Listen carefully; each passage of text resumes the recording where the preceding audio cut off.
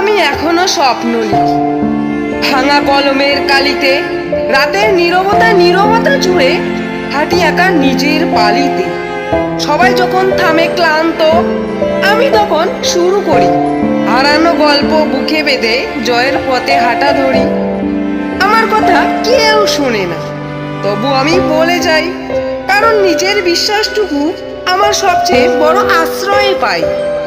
হাসির আড়ালে লুকিয়ে রাখি শত না বলা ব্যথা, তবু চোখে আগুন জ্বলে, আমি হারার পাত্র নই এ কথা। একদিন এই নীরব রাত আমার নামেই জাগবে, আজকে যে বিপ্লব নীরব, কাল সে গল্প হয়েই থাকবে। আমি এখনো স্বপ্ন লিখি, কারণ থামা আমার নয় কাজ। আমি গল্প হয়ে ফিরবো একদিন, এই বিশ্বাস আমার পরিচয়।